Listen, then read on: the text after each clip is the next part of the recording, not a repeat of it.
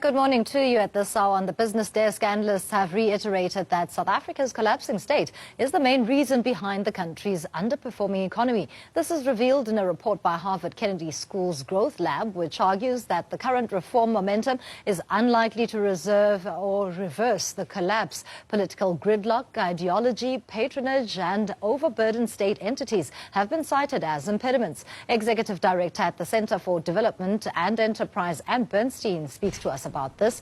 Thank you so much for your time this morning. And the CDE is a prominent commentator on economic activity in South Africa. Would you say that this report captures the core of South Africa's economic challenges? I think it's a very important report, and I should tell your listeners that we were involved in bringing the Harvard Growth Lab to South Africa to work with the South African Treasury. So I'm not an totally independent observer of their document, but in my view, it spells out clearly some of the issues that have not been dealt with in South Africa very forcefully up till now. So we have yet to have an explanation from the government or the president as to why South Africa is in such terrible crisis on so many fronts. And what the Harvard report does is to grapple with the why.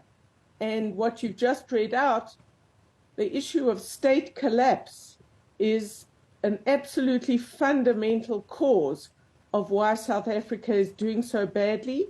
And they spell out what they think are the key ingredients in causing the collapse that we're all seeing all around us, from local government to the ports, to power, to crime, which is rising, and many other things. So I think this is an important report, and we would recommend that people read it carefully.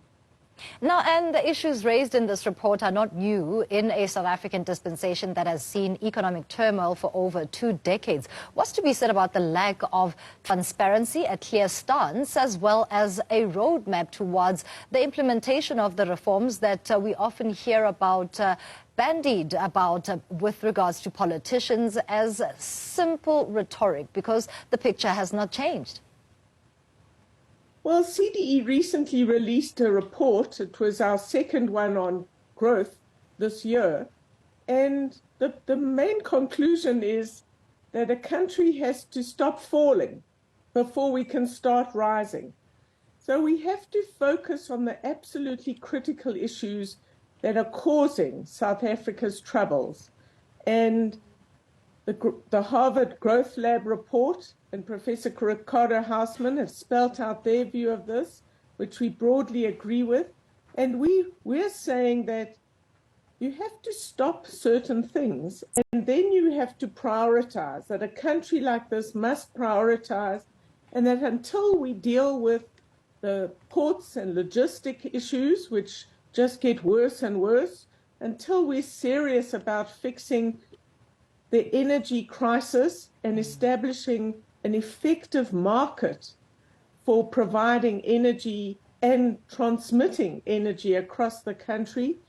And then we have to deal with security and crime issues. So on the one hand, we have crime that citizens are experiencing, that firms are experiencing, the new sort of development of construction mafias and other kinds of mafias that are determined to prevent development in local communities or to make sure that they unfairly get a slice of the goodies available from such development. But we also need to build the state's own capacity to deal with crime within its ranks.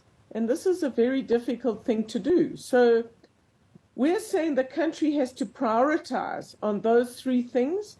And until we do that, we're not going to make progress. Now, this requires real leadership. Leadership to say, we don't have the right people in the cabinet. We need really competent people to implement the reforms that are required, and a real commitment to serving the public. And we need a united cabinet that all agree on the reforms that are necessary. So far less disagreement within South Africa's top executive body. But it's all about leadership, and that's in many ways the critical thing that South Africa is lacking, which then leads to the appointment of the wrong people at SOEs or in the cabinet or senior positions in the civil service, and it sort of carries on downwards. And until we do that, until we say we're a country in real trouble, in real crisis, and that's that we need new people to deal with the challenges that we have. Why have we got an energy crisis that's 15 years old? Professor Ricardo Hausman talks in his report about other countries that have had energy crises. It's not that uncommon, but they fix them within about 5 years. Whether it's Jordan or Chile, other developing countries, they fix their energy crisis. We seem to go round and round and round, and it's not quite clear who's in charge. We don't have a CEO for Eskom. We have a number of ministers involved in this who disagree with each other, and that's why we sit some nearly 15, 16 years from when the energy crisis first began. We sit with an even worse energy crisis, and it's hard to see how we get out of this in the present circumstances.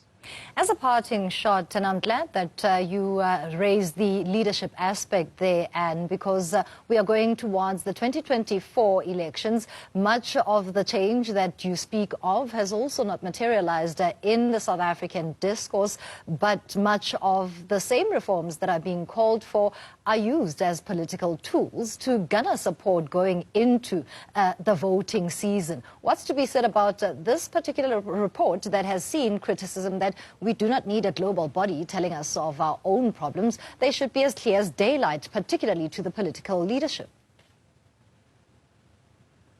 Well, I think it's often useful for outsiders to look at a country and to have their view on what the key issues are facing South Africa. And they are critical of where we are. They also have some exciting new proposals for the country if we were to get the leadership committed to developing South Africa. So I think bringing foreigners to look at South Africa can often be helpful.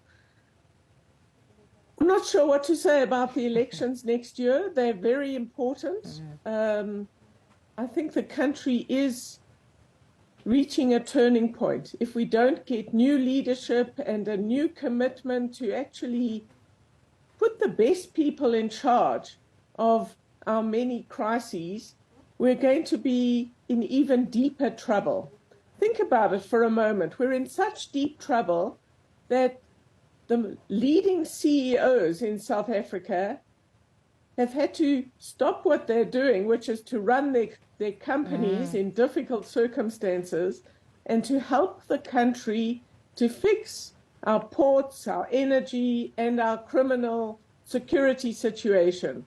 This is a real indictment on the capacity of this government to run South Africa properly. Thank you so much for your insights there, Anne. They should vote wisely in 2024. Thank you very much for your insights this morning. Anne Bernstein, the Executive Director at CDE, talking us through that Harvard report looking at South Africa's economic challenges. In other business news now, S&P Global has warned of risks to the South African economy.